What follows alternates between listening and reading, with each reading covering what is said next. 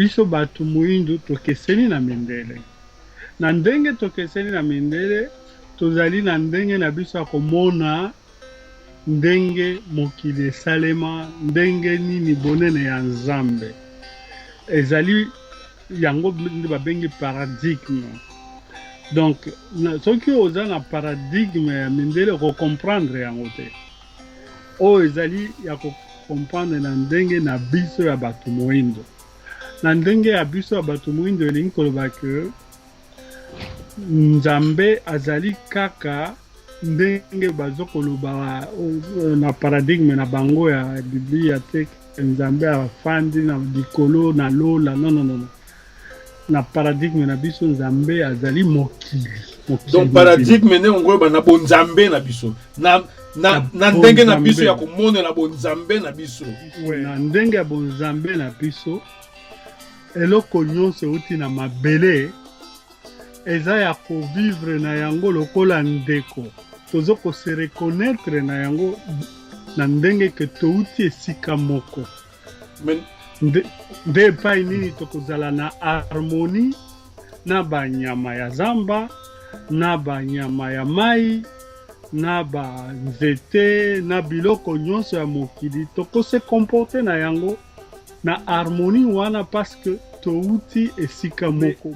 Pona kolongola, pona komilongola na paradigme wana ya memela biso, esengeli na biso to comprendre nano te paradigme wana euti epai ya Nzambe te, ezali batu bafandi badeside koconcevoir yango ndenge wana.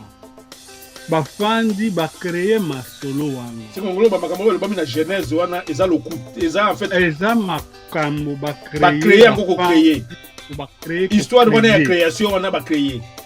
Eza na ndenge na bango.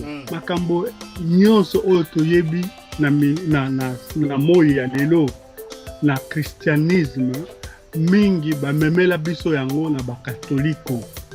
Mais tolobaki lisusu ke bakatoliko wana à travers o bazali kobenga bango moko babenga ba concile.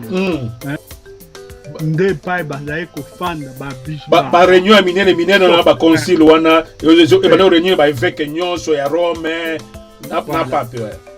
Nde pai bazali kofanda ba décider que tokoma boye. Boni soki maloba wana euti na Nzambe, euti inspiration ya Nzambe. Boni ekoma ya batu bafandi balobi no buku oyo tocha yango, buku oyo tolongola. Boyebi ba buku ndenge bazalaka tamusu balongoli tamusu bache na kati ya Biblia. Donc eza batu baza ko décider tocha buku oyo tocha te. Exemple munene d'ailleurs na kati yote, exemple munene d'ailleurs na concile wana je crois ya Nicée. Nini évêque wana Darius, je crois, il y a Alexandrie. Et mon commandant a discuté sur Jésus à Nzambe. Et ça, batunde bafanda qui va décider ceux qui a Nzambe ou azaka mwana ya Nzambe. Bazala qui diviser la carte ya salle. Yango wana ezaki. Ba suspendre pour Darius ka pona Darius aloba ki te azani mwana ya koza Nzambe te. Donc les décisions à batu ya mokili nde ba tia Jésus Nzambe. Voilà. Soki ngai na yo tozali lelo c'est parce que il y a eu batu batikalaki na mwa ba valeur wana. Il y a eu batu batikalaki na mwa ba valeur wana baza ko combattre même que ba musu baza ko combattre yango mais ba valeur wana eza ko continuer. Donc ton dit m'appelle que na spiritualité la biso africaine ils ont fait des vivants et des morts. Donc on ngolo bape que ba koko na biso ba ancêtre na biso o ba kufa na croyance na biso na kibonzambe na biso bazalaka wana bazomona biso bazo protéger biso bazali et puis bazo agir bazali et puis ou bien kibonzambe ya mundele et c'est kimisa biso bango pembe na biso non ezoko tia biso na kwiti po tozala na présence ya bango to réaliser yango te. Bonjour chers amis de iCanal Télé, nous sommes encore là ce dimanche pour vous parler, vous présenter et surtout vous apporter, vous présenter ce que nous avons apprêté et surtout continuer dans la série que nous avions commencé. Vous aviez noté donc que nous sommes là dans une série d'autopsie du malheur du Congo. Ici, nous sommes venus pour parler de la source du malheur du Congo. Et nous avons commencé par le commencement. Monsieur Irénée Kaïmbé, que vous allez découvrir tout à l'heure, a été très éloquent. Il nous a amené dans cette histoire, commencer par ce racisme lointain, jusqu'à arriver à la colonisation, où le véritable mal du Congo a commencé, où le colonisateur est venu saper complètement toutes nos valeurs, tout ce que nous avions comme valeur d'homme pour gérer le pays. Et il est venu placer sur place ces hommes et tout un système où le Congo n'a eu l'indépendance que de nom. Notre pays est dépendant en tout. Il y a, comme on dirait, un troisième œil qui nous guette toujours de l'extérieur. Nous croyons être comme des Congolais gérant leur pays, mais en réalité, nous avons une troisième personne à l'extérieur qui guette tout et qui oriente tout. C'est cela l'objectif de cette émission. Et aujourd'hui, ça fait maintenant 2 émissions, je crois que ça c'est la 3e, que nous sommes arrivés à l'aspect de la spiritualité. Cet aspect n'est pas l'aspect principal de ces émissions. Maintenant, nous avons nos 2 pieds sur cet aspect de spiritualité. Et nous allons tout à l'heure décortiquer avec mon invité que je voudrais... D'abord, je l'amène avant que je vous mette ce que je proposais. Bonjour, Monsieur Kaïmbé, et bienvenue à l'émission dans la chaîne iCanal Télé encore aujourd'hui. Bonjour, bonjour Papa Véran, bonjour à tous les téléspectateurs de iCanal Télé. Merci de m'avoir invité, merci de me recevoir chez vous. Merci beaucoup, c'est toujours un plaisir comme ça de vous recevoir parce que nous avons beaucoup d'échos de ceux qui nous suivent et qui sont en train d'apprécier votre apport disons, à la vie de notre nation. En tout cas, ils sont nombreux, je dois vous le dire, ceux-là qui sont en train d'apprécier ce que vous êtes en train de faire. Mais dites-vous aussi que il y a des gens, en tout cas, qui vous en veulent aussi. Il y a aussi de ceux qui vous en veulent. Et on comprendra que, bon, vous n'allez pas plaire à tout le monde. Parce que ici, nous sommes dans une autopsie. Nous louons ce qui est bon, mais nous décrions ce qui est mauvais. Et si certains Congolais se retrouvent dans le mauvais côté de ce que nous faisons, en tout cas, l'objectif est que on n'a pas fait cette émission contre eux. C'est ça au moins qui est plus important. Mais pour ceux qui sont en train de recevoir, moi je crois que nous devons que les stimuler, leur demander de rester branchés et de continuer à suivre ces choses aussi importantes que vous êtes en train de dire aux Congolais. Mais je vous propose donc, M. Irénée Kaïmbé, avant de commencer, parce qu'aujourd'hui nous allons encore parler spiritualité, et vous allez revenir sur des concepts clés et tout ça, mais avant que nous arrivions là-bas, permettez que je puisse balancer un peu ce qui est du christianisme, une certaine image du christianisme, et ça c'est un reportage RFI. Je ne sais pas si ce reportage est protégé. Si ça ne passe pas, comprenez que dans la publication, on va l'enlever. Mais si ça passe, comprenez que ça, c'est un reportage qui est en train de décrire, c'est un reportage RFI, qui est en train de décrire comment le christianisme n'a rien à faire, comme notre invité Papa Kaïmbé Mbombo a dit ici, n'a rien à faire de Dieu. C'est une affaire créée de mains des hommes pour assujettir d'autres. Et vous allez voir comment nous-mêmes les Africains, je me suis refusé de prendre un exemple congolais. Je suis allé au Cameroun ce reportage a été fait au Cameroun. Nous avons aussi beaucoup d'exemples au Congo même pour ces choses-là. Mais c'est un pasteur, c'est un monde de pasteurs. Vous allez voir comment le christianisme est vécu là-bas. Je vous propose donc cet élément très rapidement avant de commencer nos discussions sur le plateau.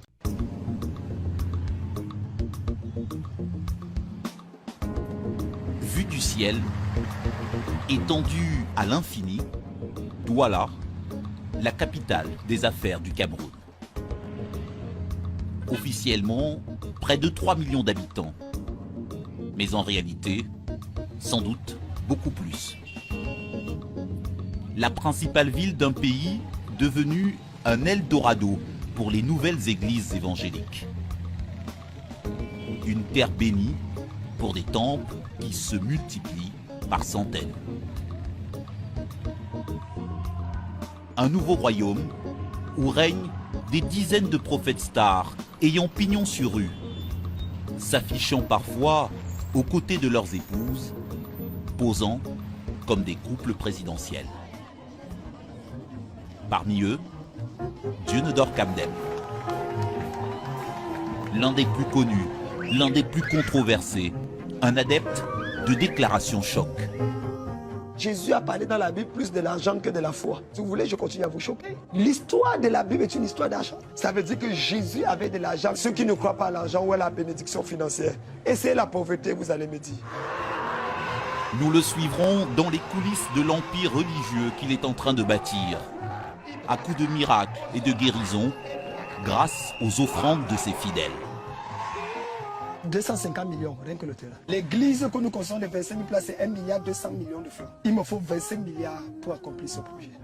Nous l'accompagnerons dans des séminaires financiers qu'il organise pour placer des produits spéculatifs. Aucune banque ne vous proposera jamais ça. Et nous irons avec lui à la conquête du monde, jusqu'au Canada, où sa réputation a déjà traversé l'Atlantique.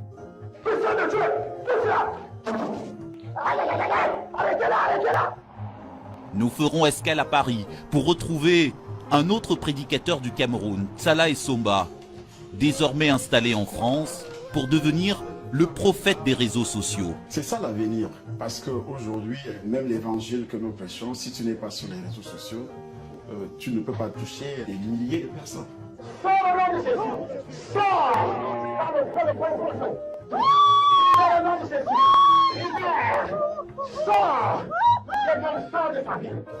Nous ferons connaissance avec le père Hervé Marie, un prêtre catholique qui a lancé la contre-attaque des églises traditionnelles, avec parfois les méthodes évangélistes. Aujourd'hui, même les catholiques, j'ai envie de dire, veulent devenir pentecôtistes. Puisque les églises pentecôtistes marchent bien, il faut qu'on garde notre identité catholique. Nous entendrons le témoignage d'un homme qui accuse ces églises pentecôtistes d'être responsables de la mort de sa fiancée, décédée faute de soins. Elle privilégiait la prière, oui, soins. Oui. Les plus faibles se font aspirer. Les moins chanceux perdent la vie.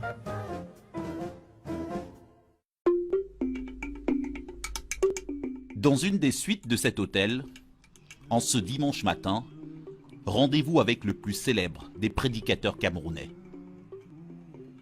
Le bien nommé Dionodore Kamdem.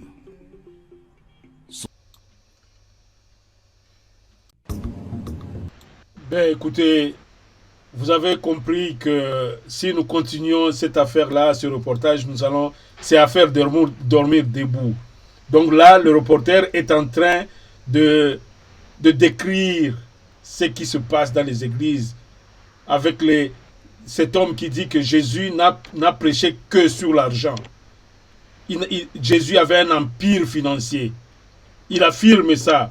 Il affirme ça, que Jésus avait un empire financier et qu'il n'a prêché que sur l'argent et que tout a tourné autour de l'argent. Vous voyez un peu des choses comme ça.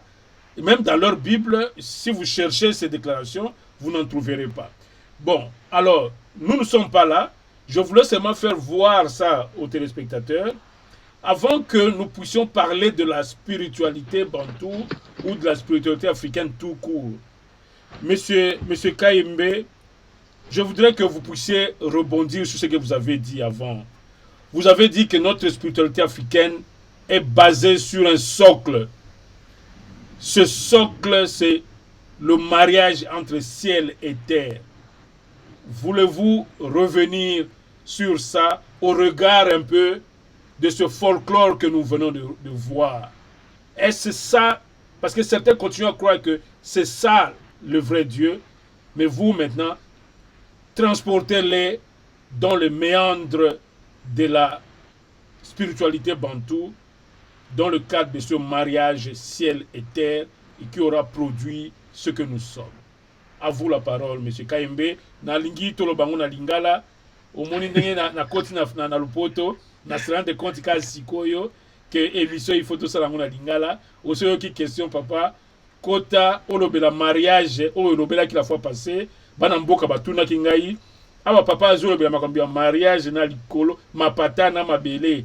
Ezalaki mariage ya solo, mapata pende yebo esali mariage na mabele, ou bien za makambu kaka ya isusu, bokoti lisusu na ba image na ba histoire neti ba catholique ba memela biso. Bon, yo sikoyo e uti wapi makambu wana ya mariage mapata na mabele.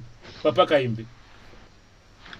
Merci beaucoup, Papa Véron. Merci à tous les téléspectateurs qui ont montré de l'intérêt dans ce que nous faisons et ce que nous disons. Donc, pour nakoloba na lingala, bon, ça peut-être lingala isa mikakatano, et puis ekosenga que koloba moi malembe parce que tomeseni na ba minoko msuso, il faut chaque fois qu'on traduire na mutu avant koloba malam. Concept wana ya mapata esangani na mabele ezali concept euti na on a koloba paradigme na biso ya batu muindo. Paradigme elingi koloba kosangisa ndenge ya komono na biso batu muindo, parce que toutaki koloba na ba nini le cas que biso batu muindo tokeseni na mindele, na ndenge tokeseni na mindele tozali na ndenge na biso ya komona ndenge mokili esalema, ndenge nini bonene ya Nzambe ezali yango babengi paradigme. Donc soki oza na paradigme ya mindele comprendre yango te, oyo ezali ya comprendre na ndenge na biso ya bato moindo. Na ndenge ya biso ya bato moindo elingi koloba ke Nzambe azali kaka ndenge bazokoloba na paradigme na bango ya Biblia te, Nzambe afandi na likolo na lola, non. Na paradigme na biso Nzambe azali mokili. Donc paradigme ne ngolo na bon Nzambe na biso. Na ndenge na biso ya komona na bon Nzambe na biso. Ouais, na komona na biso. Na komona ki bon Nzambe na biso. Na biso voilà. Nzambe azali mokili. Alors mokili potongama mapata na mabele esangani nzoto ndenge ezalaka mobali na mwasi basangisi nzoto mpona kobota mutu, kobota mwana, ndenge mabele na mapata esangisi nzoto na nzela ya mbula.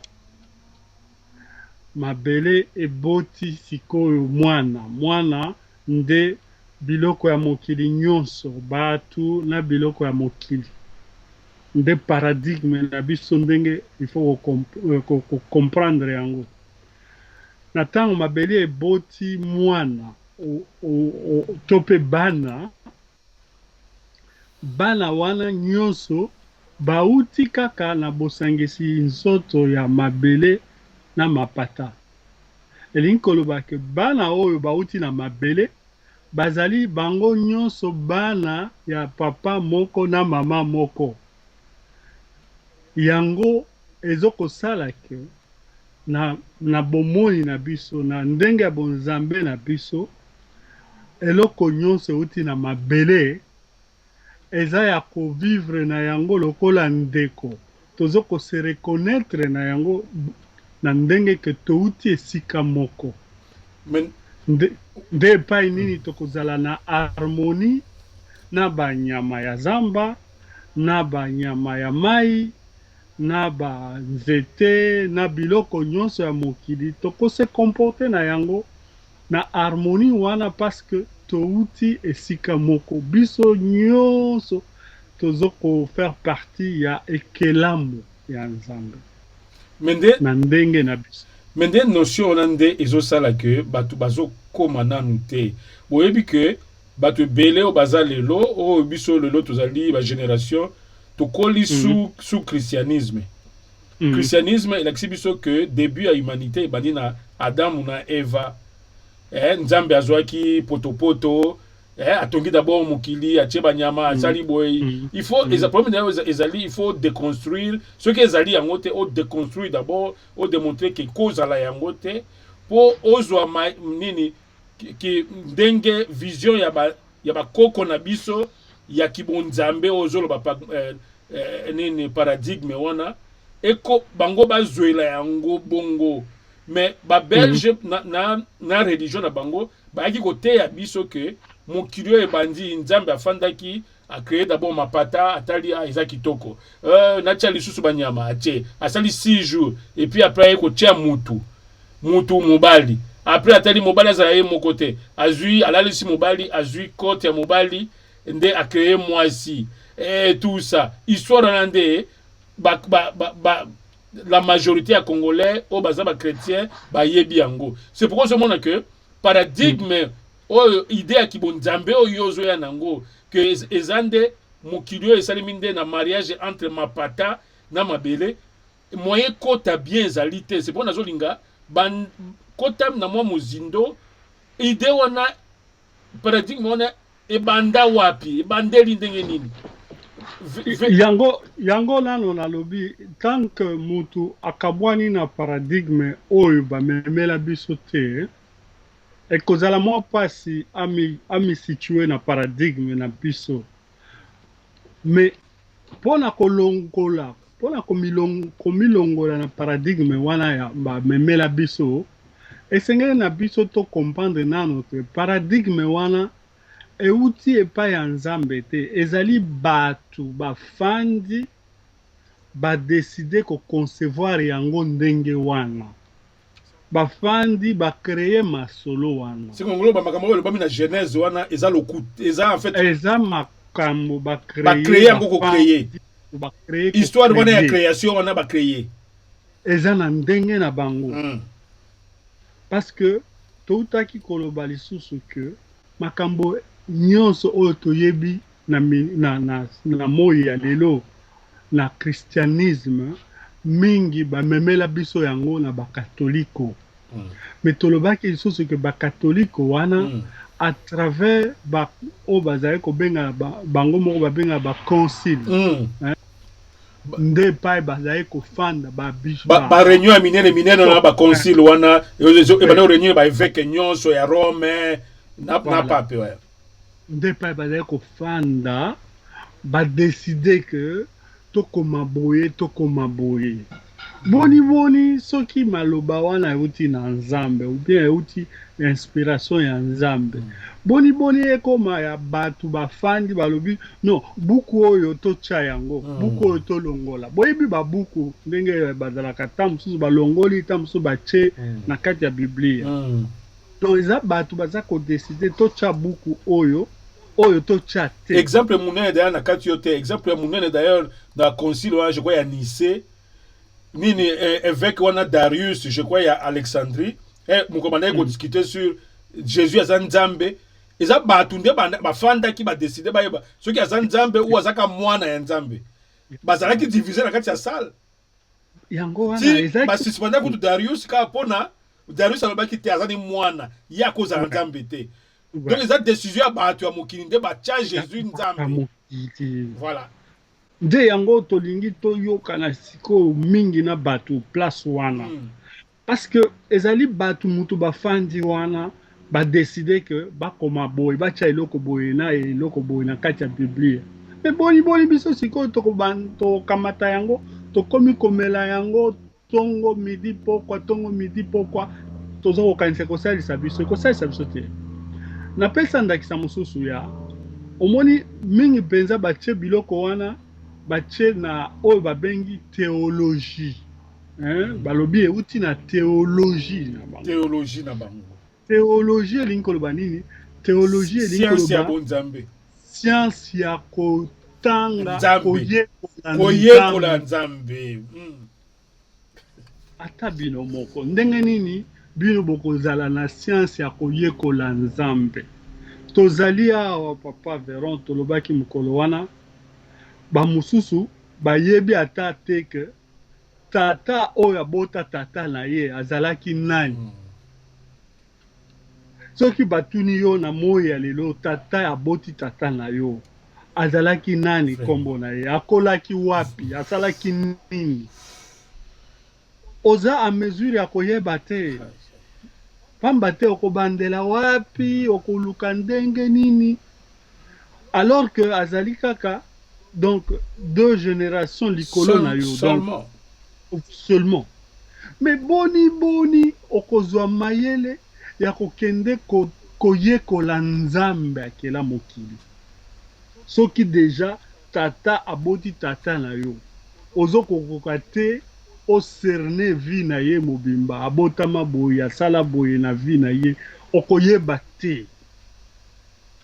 Boni okozwa mayele ya kokende koyekola mokeli ya nyonso. Ozomona place wana ndenge ezali. Alors basali ndenge wana batie makambo na bango oyo bango balingi bakoseli yango balobi mokeli ya nyonso ayebisi biso ke alingi bosala boye boloba boye. Yango paradigme wana na lobi tant que toza na kati ya paradigme wana toza lokola na kati ya kwiti.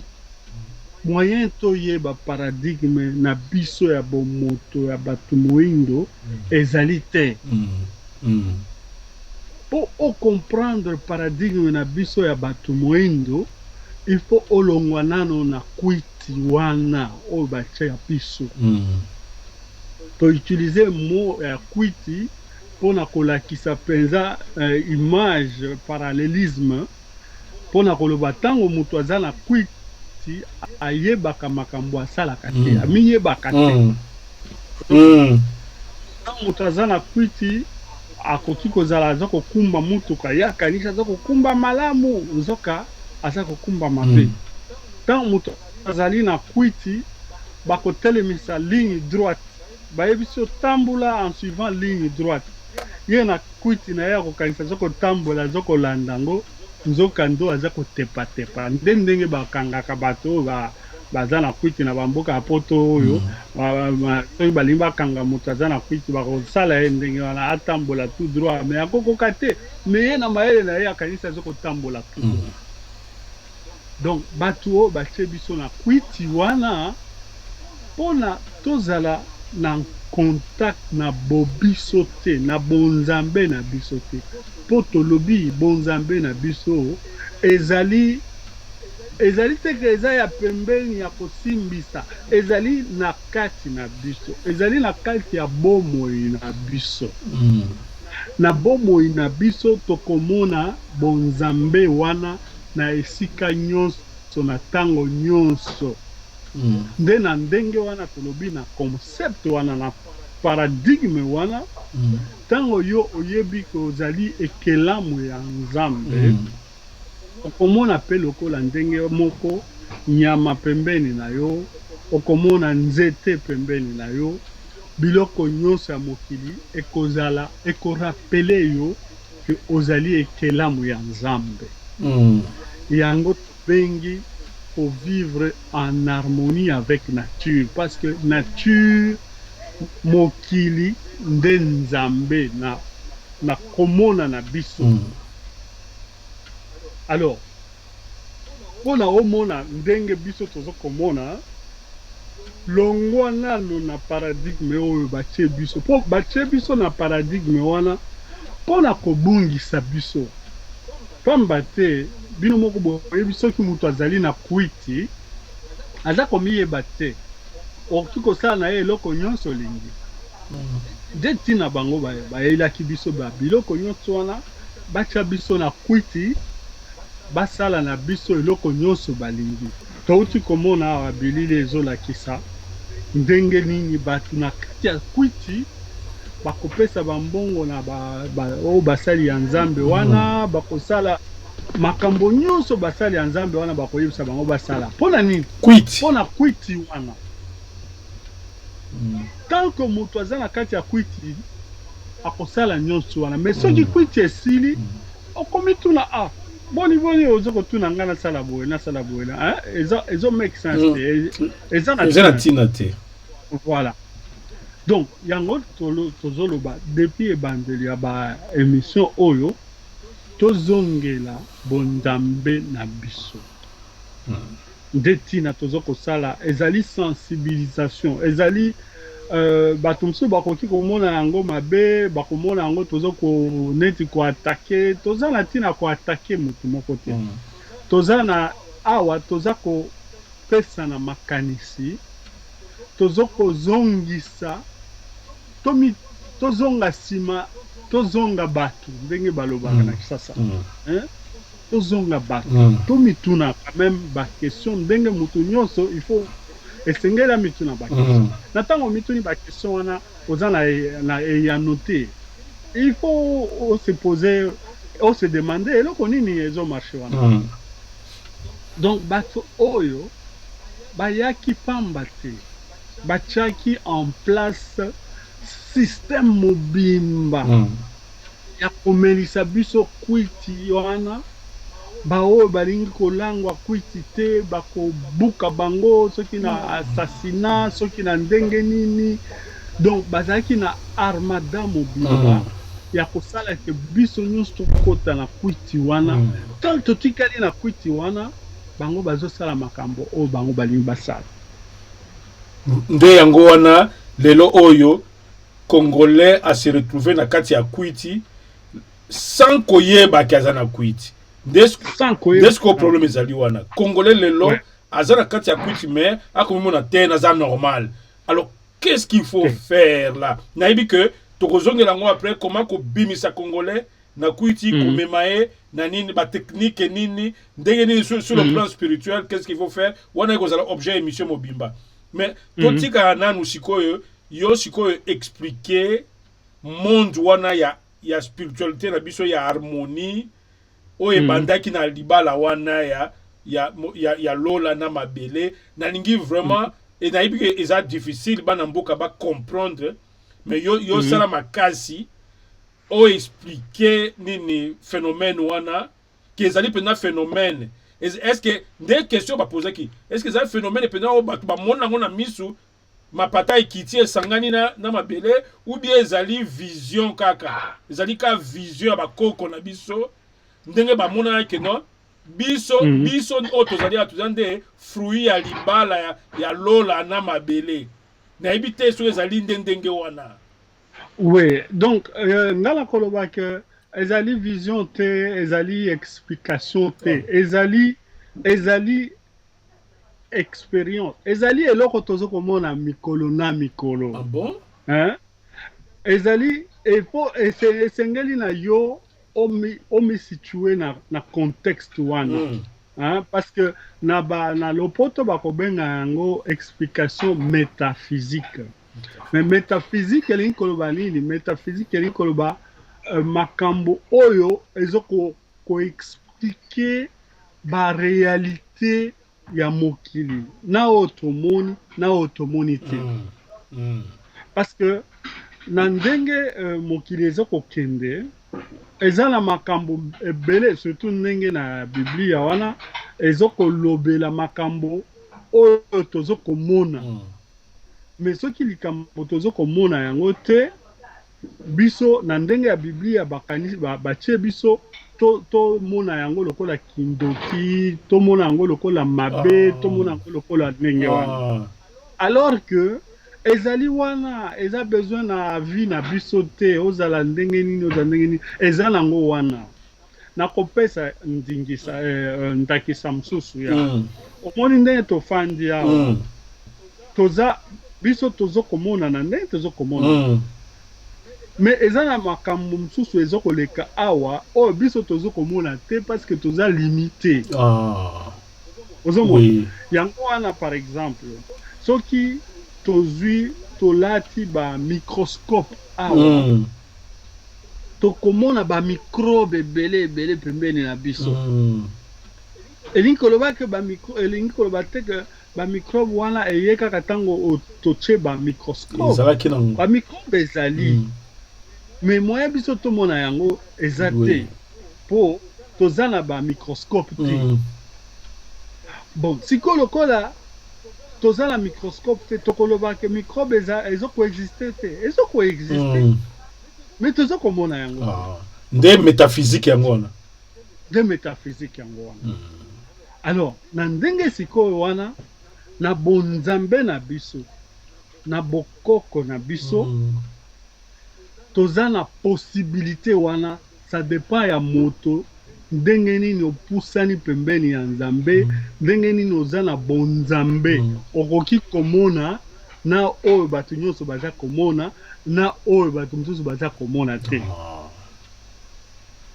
na ndenge wana toutaki koloba lisusu ke biso bato mwindu tozali na faculté ya ba mélanine ezokopesa biso ba faculté ya kodévelopper ba sens na biso na kati ya ba sens wana mingi penza toyebi ba 5 sens oyo ezali komona koyoka na goût ndenge toyebi yango mais ba sens eleki wana na biso na bomoto na bo nzambe na biso ba sens eleki wana ekoki kokende ti na ba 12 sens mais ba sens nyonso wana ekose développame ce qui ça se dit ekose développame selon kokola mozindo nini ozali na yango na kibonzambe bonzambe pamba te soki bebe abotami sens na ye ya komona nanu oyo sens normal parmi les 5 okomona ke bebe amonaka mosika te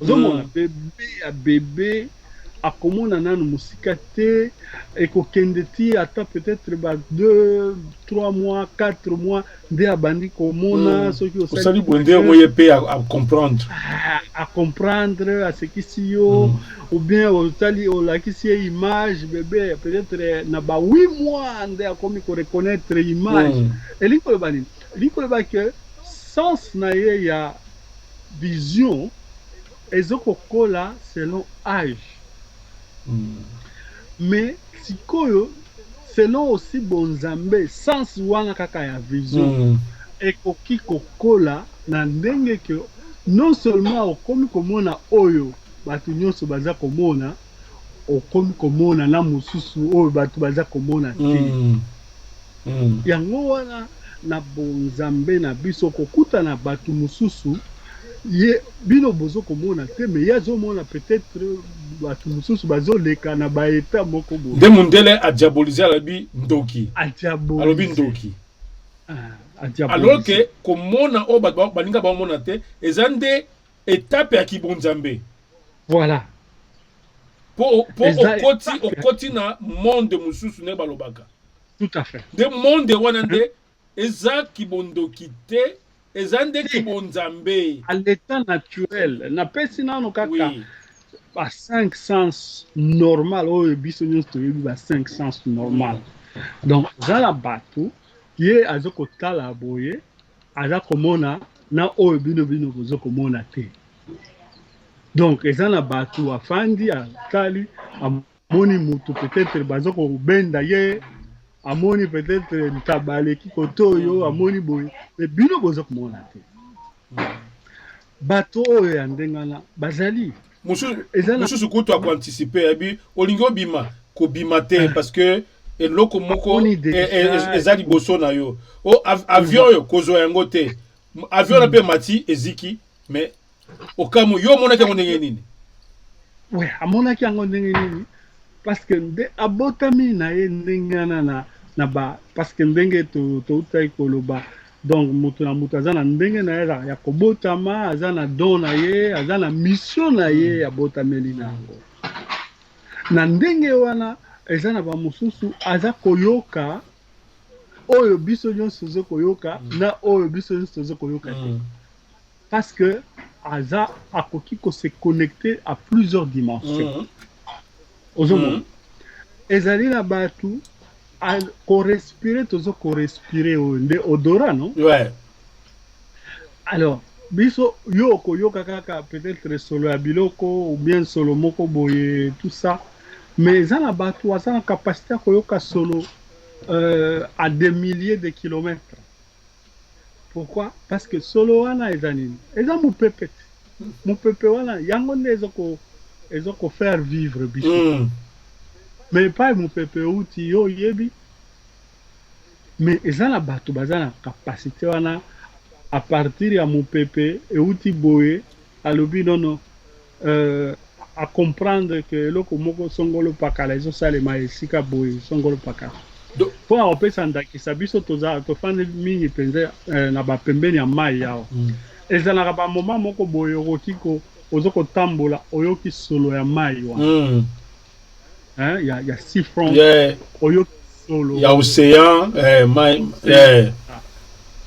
ezalaki na mikolo na biso ya ayoki solo ya mbula après akoloba no mbula ekobeta à tel moment parce que ayoki déjà solo ezali basens wana ndenge baza kodevelope mais sikoyo na bonzambe na biso wana bamosusu bakei ti na kodevelope basens ya transmutation basens ya téléportage naturellement. Donc ça signifie que mutu normalement on nzambe créa aza limité ka atteindre ba 5 sens. Non, c'est que toza ba capacité belé tondi na kati na biso comme mutu nyonso on nzambe keli. D'abord mutu nyonso on nzambe keli. Surtout ce que za na concept auto tu koloba ya que touti na mama mabele oyo asanganaki na mapata.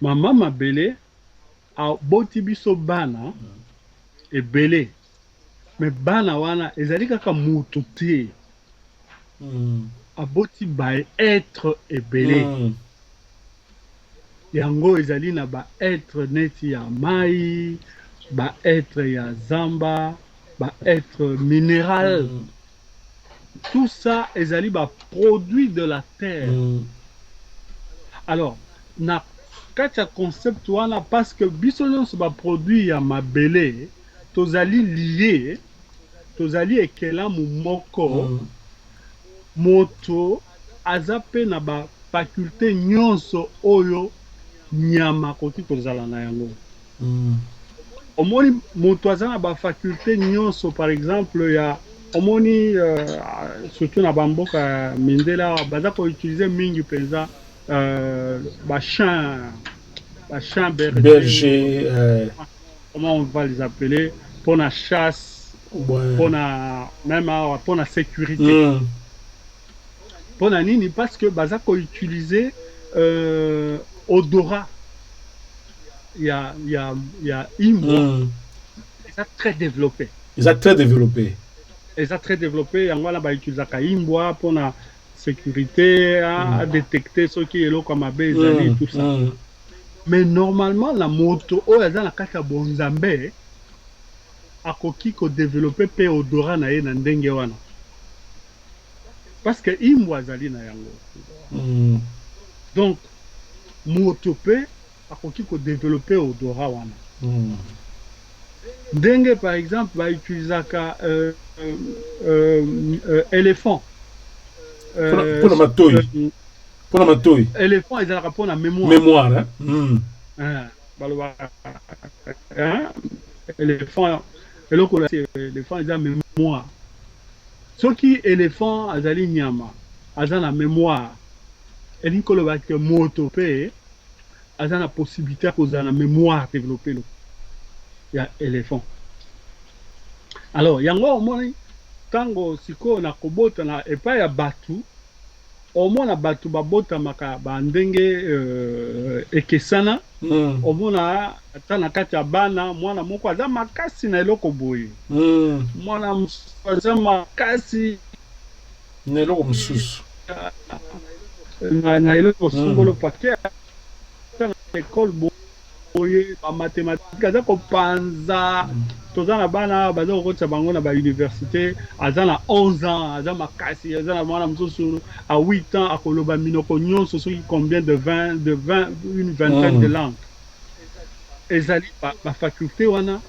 mais na ntango toza na kati ya bobiso na bonzambe na biso moto akoki kodévelopper bacapacité wana très facilement et très rapidement mais moyen to développer yango ndenge wana ezali te parce que ezokozala occulté kolo kwiti ndenge touta ekoloba wana kwiti moko bien programmé ya elongola biso na nzela ya kodévelopper biloko wana parce que na moi ya lelo soki yo oza na bana mwana moko aza koyebisa yo tout le temps oh papa na komona eloko boye mais yo otali eloko wana ozomona te okopanike okokamata mwana wana omemi na centre na église mwana akomona milimo akomona milimo mwana soki okebi te obengani ye na ndako mwana oyo aza na kindoki allez mwana akomi kotelengana et avec ça ti mwana ako se déconnecter akobebisa eloko oyo ya bonzambe na ye wana oyo ya botami nango wana ti akobungisa yango alors ezalaki gift cadeau ya nzambe ya nzambe on comprend oui je vois nde tina baconcevoir programme na bango ya kwiti wana mpona todéveloppe ndenge biloko wana une fois que moto akomi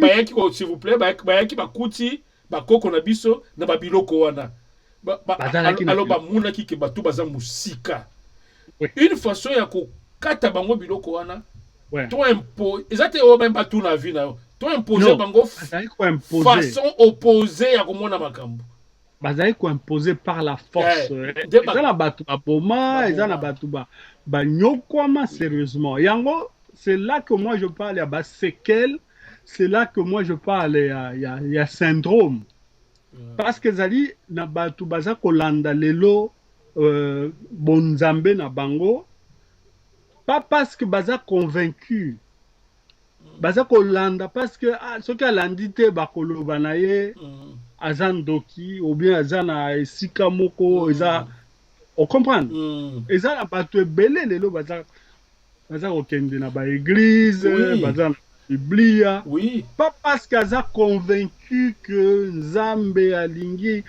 ayebisi asala soki ndenge nini non parce que comme ça passe facilement comme une lettre à la poste bakotuna ye baquestion te bakoloba voilà donc ezali eza ndenge ya bato nyonso eza na kati ya loyenge c'est pourquoi na kati kuna pe okomona pe bamisusu oyo nzambe azokontinue kopesa badon yango nde okomona mosusu boneti papa Simon Kimbangu ndenge ase revelaki na église ya mindele abandi kosala makambo ya minene nde babi oza biloko na biso te yo oyo awuti nango wapi alors mpona koocculte yango yo moni ndenge nini banyokoli ye donc mpona kofrene eloko wana parce que eloko wana soki ezalaki tellement eza na puissante manifestation que donc esengeli na bango kaka ou bien babomi mutu ou bien mpo baétouffe yango dans l'œuf mpo baétouffe yango dans l'œuf tina moi ya lelo eza na baéglise mosusu bato bazali na eloko wana ya bonzambe yango ndenge na tuna yo bazali na yango mais bakoloba te ke ezali ya bonzambe mpo soki balobi eza ya bonzambe bakobima ndenge nini na bato bato mingi bakokima bakobenga bango bandoki bakobenga bango bandoki. Alors mpona kofaire passer yango facilement esenge baloba kaka au nom de Jésus na ndenge ya Jésus ainsi de suite. C'est pour ça que ozomona eza na bato ebele na kati ya baeglise wana aza na ba oyo toza kobenga bamosusu baza koutilize bakisi bamosusu voilà ndele kolengi na tuna yo seke bamisusu surtout bapasteur wana oyo azosentir ke kaka na au nom de Jésus wana moya sele eloko ezali te aza pepele ebele bakomi okenda boya bandundu bake bandundu oyo banini boye epa badépositaire ya culture na biso matière na biso bazwi mpe bapesi bango bi okokweyisa bato soki osali mai oyo ekosala boye kibokoko bango moko bakomi ozonga na kibokoko epuis baosala mpe biloko ya minene na baeglise na bango nde yango olobaki la fois parce que non ezali kaka kibonzambe na biso ere moko ezongelaka bango na kati ya kwiti kwiti nde baeklesia mais oza na kati ya eklesia mais yo oboni kaka kibonzambe moko boye eye mpenza bokomi osala mpe bamiracle nzoka ezali kibonzambe na yo ndenge olobaki ezalaki boye eklesia te donc bakomi okende mpene mpe bakoko na biso bazwa bakisi eza kisi mpe te eza kaka bapouvoir na biso. napesaki yo exemple mosusu ya kokota en transe.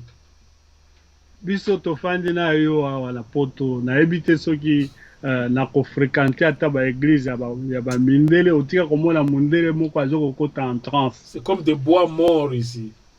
Mais epa na biso baza kokota en transe facilement. Eliko loba nini bato nyonso baza kokota en transe mpe ezali bato nyonso te ke bakotaka en transe. Ezali bato oyo baza na gift baza na don wana abotami déjà aza na connexion moko boye.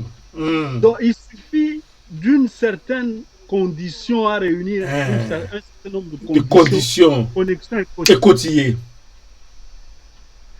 Alors pour la kolakisa que oyo bango mingi basalaka eza baaventure c'est le fait que mutu akokota en transe ndenge na mais moyen basala na ye ezali te po peut-être ce n'est même pas prévu, peut-être que baza ko comprendre te mais normalement ezali ba état na biso naturel tozo kobotama na yango. Est-ce que ezali yesu nde mutu apesaka bango nguya nde yango wana abite kokota na transe wana kosala bamiracle wana peut-être badon ya guérison wana so mutu alobi boye mpe oke mpe mwana mpe abiki ezande yesu. Ça n'a rien à voir. Ça n'a rien à voir. Kibonzambe na yo moko. Ezali kibonzambe na yo moko. Parce que tango omikotisi na bonzambe na yo moko, oko retrouver conscience ndenge balobi na éviter ceux qui conscience to benga ngo ndenge ni na lingala. Pour retrouver conscience, tant que koloba makambo ya kwiti, c'est pour dire pona ko imager mutu oyo aza na conscience te. Mutu oyo aza inconscient. Au moins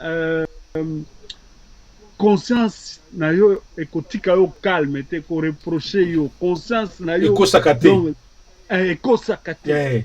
Dès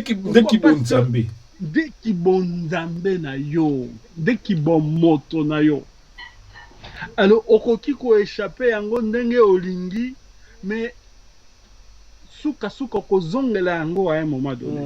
Alors tant ozongeli yango ezali un petit moment, et kozala ozongeli yango connexion et salemi, téléchargement et salemi. Téléchargement ya ba information ya makambo o réaliser que non peut-être na sala ki o mabe leur sous inspiration et ça va moment on a conscience téléchargement et ça les mis au lobino il faut na yemba nzembo boye il faut na koma boye c'est à ce moment là mais le kola bango ba yebi que zalaki force na biso tout leur programme ezalaki ya ko éloigner biso na conscience ou à la moment ya to retrouver conscience.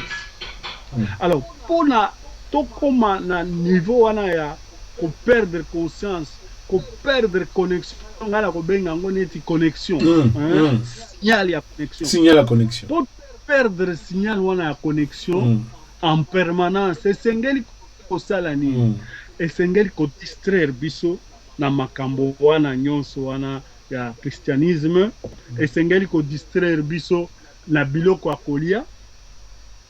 Tokomi kolia biloko moko oyo euti directement na mabele te.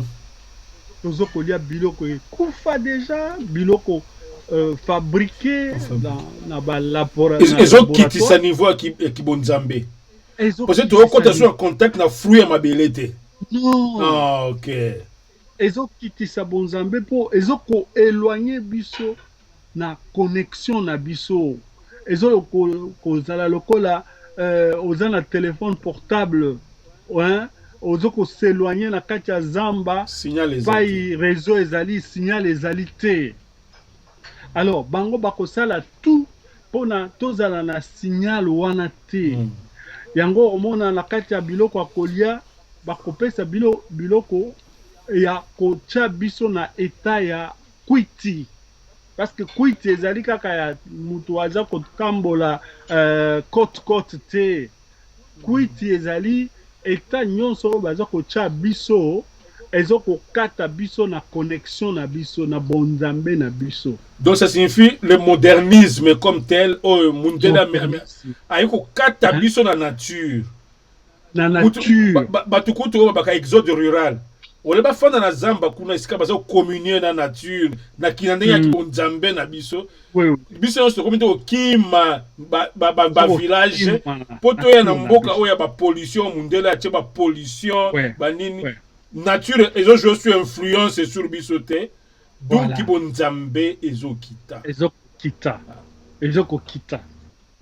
Alors plus kinzambe ezo kita plus toza la difficulté ya ko vivre babengi ko vivre maat ko vivre ba valeur na biso. OK. Tiens-moi beta-moi sete na nwana.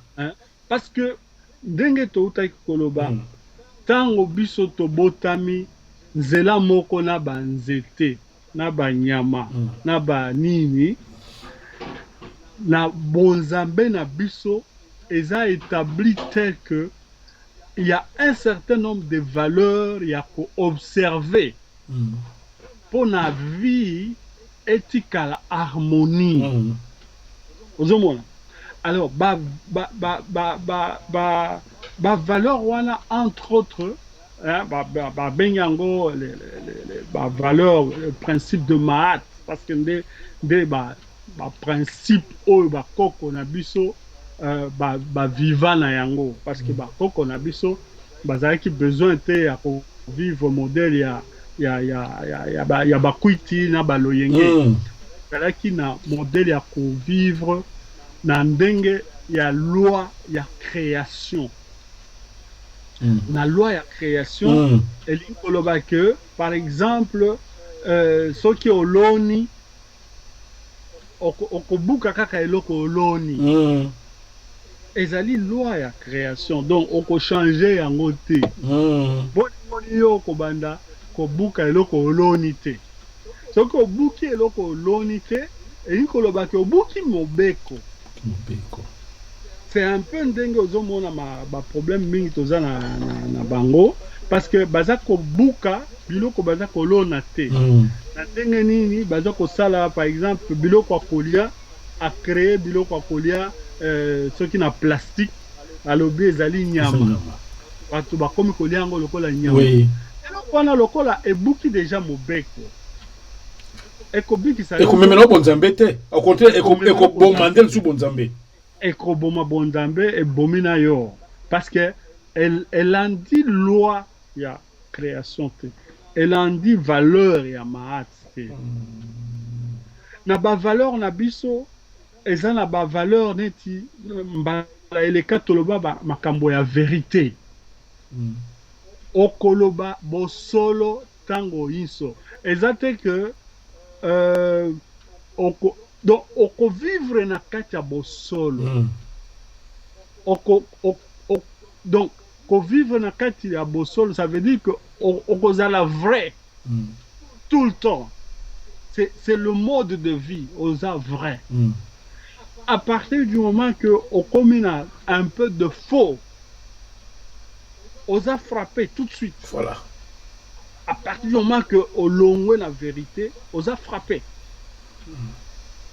Des valeurs na biso ya maak.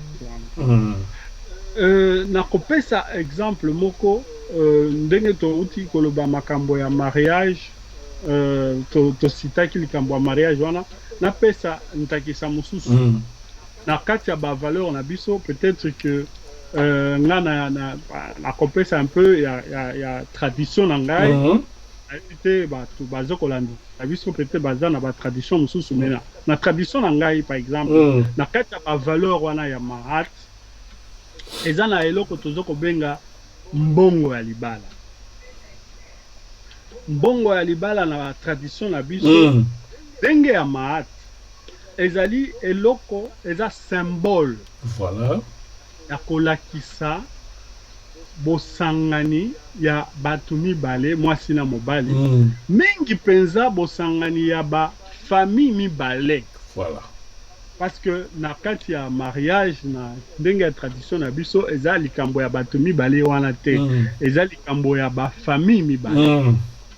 Mais tala siko ba implication na yango liboso pona kopesa symbole wana ya dot na tradition na biso epa touti symbole wana eza vraiment symbole mais esalemi na ndenge que na système moko ya péréquation bien étudié wana côté na mot savant bon na basali yango na système moko ya équilibre oui na ndenge que ata soki yo ozali orphelin tata akufa on se retrouvait ozanga eloko nyonso tout ça ya kobala na yango mwasi na tango kolinga obala ekozala na mbongo ou bien symbole moko ekoya pona yo obala na kati ya lignée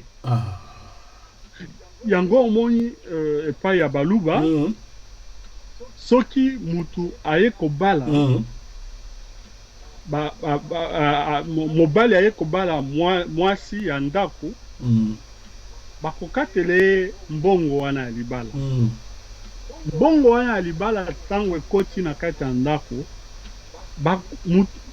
bato ya famille direct papa ou bien mama ya mwana bakolia yango te bakobomba yango pona mwana mobali moko ya famille wana po ya zwango abala mwasi na ye ye pe akozwa yango abala mwasi na ye. Alors soki otai siko malamu soki na famille wana baza na mwana mobali te oyo asengeli kozwa mbongo wana abala na yango bakopesa yango mwana mobali ya famille kaka na kati ya famille élargie songolo pakala ye pe akokende kobala na yango mais tango ye ake kobala na yango wana elingi kolobake ye pe tango abali mwana na ye ya mwasi tango bakoya kobala ye akozwa mbongo wana akolia yango te il faut ye pe a faire circuler mbongo wana o comprendre que na système wana bongo moko wana ata soki ezali yango te physiquement mais symbole wana ekocirculer dans toute la lignée oyo ebalelaki oyo eye kobalela oyo eye kobalela oyo ti ekokoma na epai mosusu peut-être mwana tata na ye azalaka te mama na ye azalaka te mais lokola na kati ya lignée mbongo deja moko ezalaki koyela ye azwi mbongo wana ake kobala na yango wana ezali premier principe ya équilibre ya égalité ya balance na kati ya kovivre ya bafamille. C'est qu'on goloba que na mikolo na biso oyo na ba certaines coutumes na ba village les pratiques ya maat ezo continuer ko s'appliquer. C'est que toza musika te ya kozongela loko wana. C'est-à-dire non toza musika te. C'est-à-dire mundela réussir pendant ko bois ki sango nyonso il y a encore des dépositaires il y a ba valeur nini spirituelle na biso. Ba dépositaire bazali. Ba dépositaire bazali. Soki mundele a réussi ça ki ko bois ki sa nyonso. Mbele toza na bomoi te. Mbele nga na yo tozali te. Soki nga na yo tozali lelo c'est parce que il y a eu batu batikalaki na mwa ba valeur wana. Il y a eu batu batikalaki na mwa ba valeur wana. Baza ko combattre même que ba musu baza ko combattre yango mais ba valeur wana eze ko continuer. Donc ton dit m'appelle que na spiritualité la biso africaine ils a fait des vivants et des morts. Donc on ngolo m'appelle que ba koko na biso ba ancêtre na biso o ba kufa na croyance na biso na kibonzambe na biso bazalaka wana bazo mona biso bazo protéger biso bazali et puis bazo agir bazali et puis ou bien qui bonzambe ya mundele et c'est kimisa biso bango pembe na biso non ezoko tia biso na kwiti po tozala na présence ya bango to réaliser yango te to kima bango kutu baloba ke non sukata loti papa no akufa ndoto wana il faut nokio tubela kene ko mona pasteur a imposer maboko a délivrer yo. Voilà, ezali ba moyen ya ko kimisa biso ya ko éloigner biso na ponzambe na biso. Mais ngai na kopesa yo ya no boy kaka na question posé wana. Ben mort les vivants. Koko na biso. Oyebi que tango koko na yo abotami ezala ya mwasi ezala mobali. Tolo bakaka koko na yo ya mobali tango abotami. Oyebi ke tango koko na yo ya mobali ya botami yo pe obotamaki na moma wana na ndenge ni na ndenge ke tango koko na yo ya mobali ya botami abotami na biloko na ye nyonso ya nzoto ba organe na ye nyonso ya nzoto ti na maki na ye na kati ya nzoto na kati ya maki wana epai nini tata pe azali yo ozali génération na yo nyonso ba descendance na yo nyonso bazali esengeli sikoyo na kati ya lignée mutu na mutu tango basangani bakutani baboti mwana ezalaka te ke no nakena na kodefa soki maki ya songolo pakala non ozana ngaka o ezalaki wana nde yango wana ozobimisa ko libanda. Voilà. On comprend. Alors na ndenge wana soki ngai déjà tango koko na ngai abotamaki ngai pe na botamaki mais nazalaki na se na kati ya maki nazalaki na ndenge forme ya semence elingi koloba ke na minute oyo nazali na ndambu ya bokoko na ngai na kati na ngai liaison wana ezali kaka yango na français babengi mémoire génétique sikoyo na ndenge ezokodépend na ndenge naza kovivre ba valeur na ngai soki naza kovivre ba valeur na ngai na ndenge que naza kozonga na conscience na bonzambe na ngai na connexion na ngai na kozala na possibilité ya kose connecter na kati na ngai kaka na mémoire génétique ya koko na ngai. Ou ya mama na yo, ou ya papa na yo. Ya mama na ngai, ya papa na ngai, ya origine. Ya origine na yo. Eza ya kokende koluka gauche droite te, eza na kati na ngai. Et puis eza kindoki te po osala osanga classe ya kindoki te po yo komandoki. Et puis d'abord le kindoki en fait c'est eza kutu nini. Mutu nini akota classe ya kindoki. Eza ka force wa tozala kanango. Biso nyoso ka voilà. Biso nyoso wa tozala kindoki. Pour le sens que tozala ba puissance wana na kati.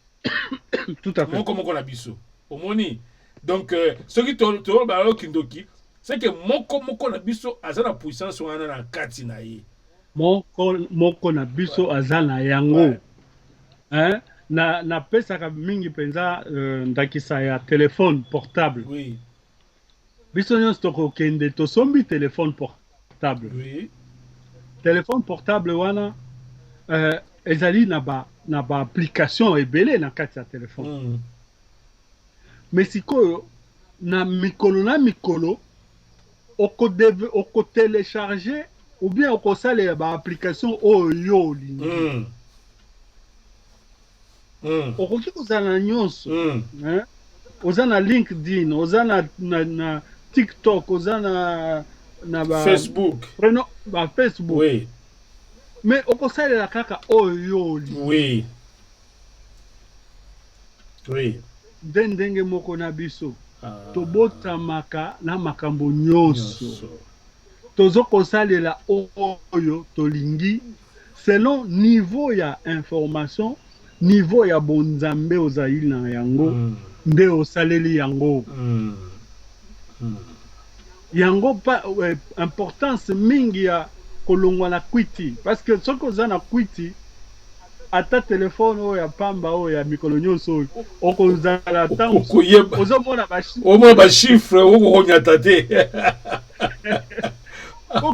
Kwiti l'équipe makabozo komika flou. Ozomona. Mais soki kwiti esili otika koyeba oyo application oyo ezali Facebook oyo ezali WhatsApp oyo ezali I don't know Instagram soki ndenge nini.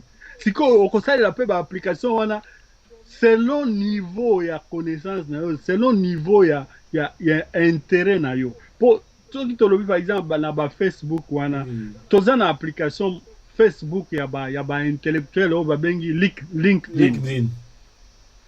Oroyebisa ngai batu boni ba esalelaka LinkedIn. Pourtant ezali. Ozomona? Oui. Ezali. Donc mutu nyonso akosalela selon niveau na ye.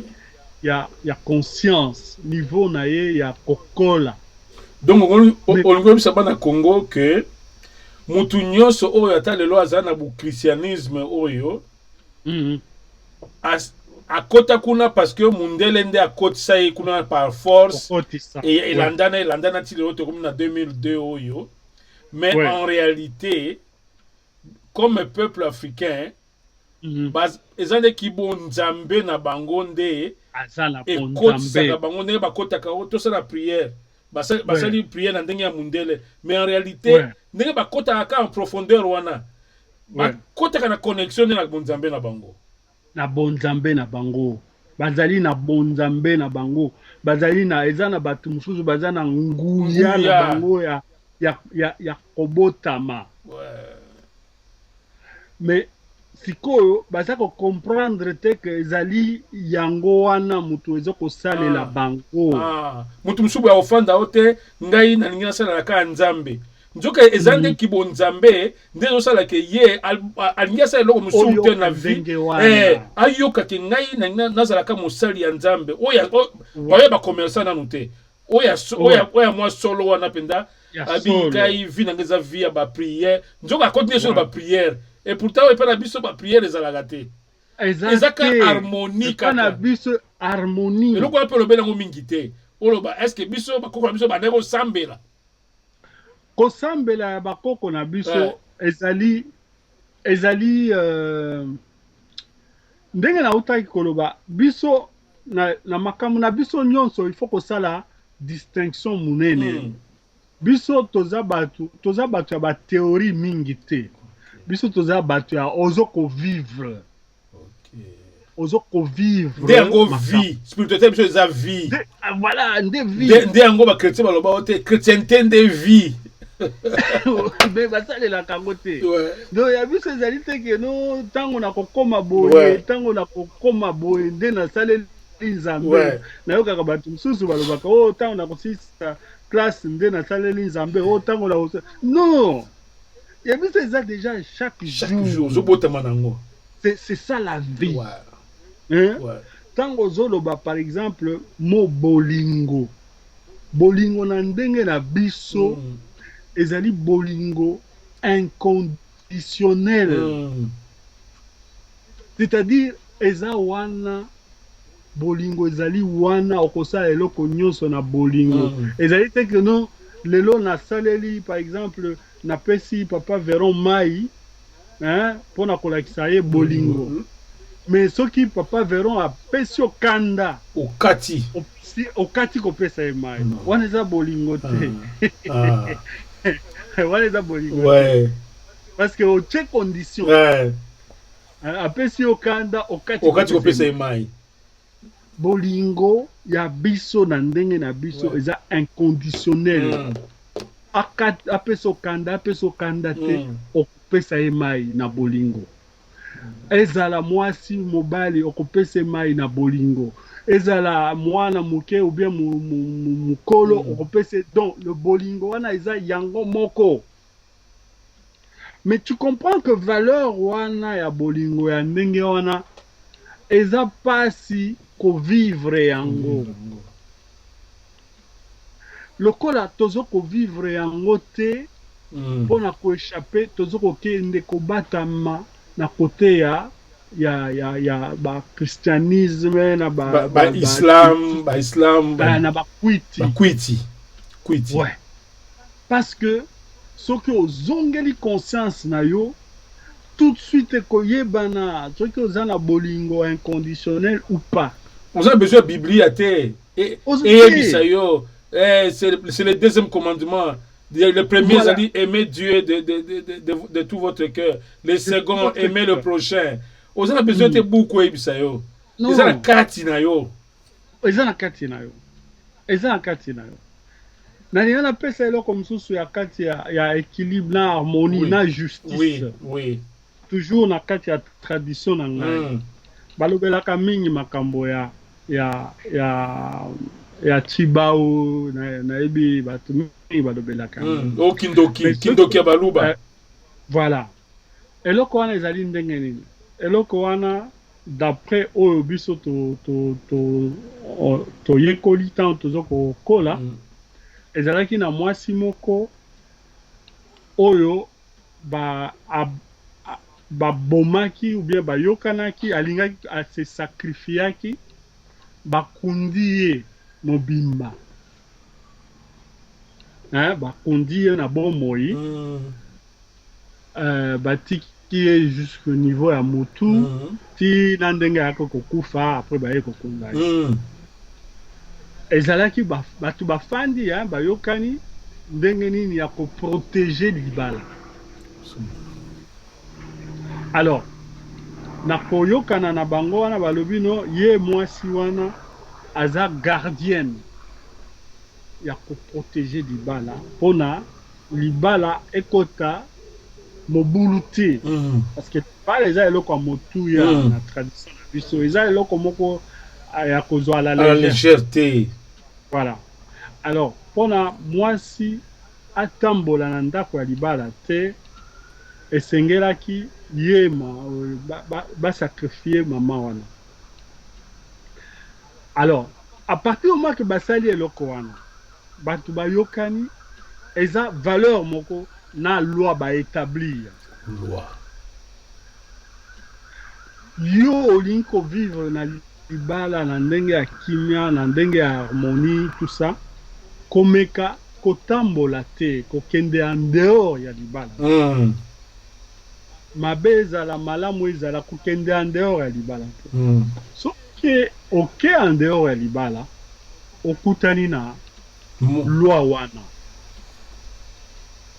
Ce qui fait que na kati ya loi wana baza besoin ya kolanda mutu sima te.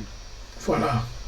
Soki mutu asi alongwe na nzela ya libala atamboli en dehors ya libala, Ça n'engage plus. ça n'engage que mutu wana bokomona ba manifestation. Bokomona ba manifestation. Mingi penza ezalaka soit ye mwasi soit mobali akokufa. Ubana. Mais avant mobali o mwasi akufa, bokomona bilembo ebele na kati ya famille na bino. Ouf. Bilembo nyonso wana ya kobenda kozongisa bino na conscience, botika koyeba eloko nini ezokosalema. Yango wana omoni na tradition na biso liwa ya pamba ezalaka te, parce que liwa ezali lokola mbano. Mutu akoki kokufa pamba boye te. Il faut bato bafandi batali mpona nini mutu akufi. La plupart du temps omona que ezalaki mobeko songolo pakala de babukaki. Donc c'est pour ça que ba valeur wana na biso ndenge ya ko vivre ndenge wana lokola ezali ko pardonner te, eza ya ko négocier te, eza ndenge wana batu oyo baye kotia biso na kwiti bakimisi biso yango. Bakimisi biso yango. Lelo basi bakomensa ya kindumba na kati ya libala sans problème. Oui, mais yango ozomona sikoyo eza difficile à compter ba dégâts oyo ezali na kati ya paradigme wana. OK. Bazala kosala, bazala ba dégâts ebele ezosalema. Ouais. Mais loko ezosalema na kati ya kwiti moyen batia yango na se ya koloba ke non ezali parce que baza kosala boye, baza kosala boye ezali te. Ba mort subite mususu ezosalema. Ba mort subite banini comme ba maladie ya ba ndenge nyonso tina ba cancer to comme kozwa ba cancer biso tozali kozwa ba cancer te.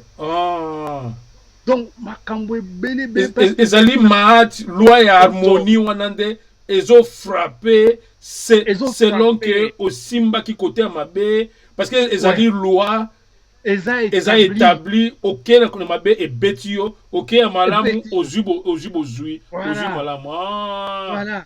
Nde na leçon oyo tokozwa parce que tokomi na mwa suka émission na biso nayebi ke tokotika bato na kati ya soif nde eloko wana lingi beta mwa sete ya suka olakisa ke donc makambo ebele ezokomi na biso na kati ya bonzambe na biso mpo ndenge tozali malgré tokoti na bakwiti wana ki bonzambe na biso ekokima te po eza na kati eza na biso oyo tozosalasa eza biloko ya libanda eza kwiti ya libanda. Donc toza na se ya kwiti wana toza kosatisfaire conscience. Alors nzoka nde yango eza kofrappe quel que soit alpha ata soki yo oza na kati ya kwiti na yo mais dès que otie likolo esika lwa elobaki moto akotia likolo awa eza liwa okutani na liwa te wana ezali alors très dangereux. C'est que bandeko na biso en fait biso nyonso ndenge tokoti na kibonzambe ya mundele biso croyant que yango nde ekosauve biso nini tokomi ko se permettre n'importe quelle vie. C'est pourquoi baliwa mutu azoumela lisusu te ekomi ye mundele nde soit disant azoumela parce que médecine na eza développé azobomba bato na ndenge artificielle. Attention ko moni bamindele yango baumela rebele wana okomona mutu penda boye normalement il fallait un cercueil mais science kaka de ezobatela mais oya biso ezali ozokende age timukolo mais ozaka makasi ki bonzambe ezo makasi ti kutu mukolo ozokufa oyebi ke baprépare yo mpo lobi okozala te bakoma biso bando omona même liwa tout ça parce que bazaki na si badéveloppe bafaculté wana si badéveloppe bafandi na kati ya bavaleur wana ozomona na kovivre na modele ya kimundele eza na kwiti ebele kwiti ebele wana ata soki baza kokufa noki te mais ozokomona baza kokufa na bamaladi ebele mingi mpenza baza kozala eloko lokola dépression ozomona dépression epa na biso kuna okokuta yango te.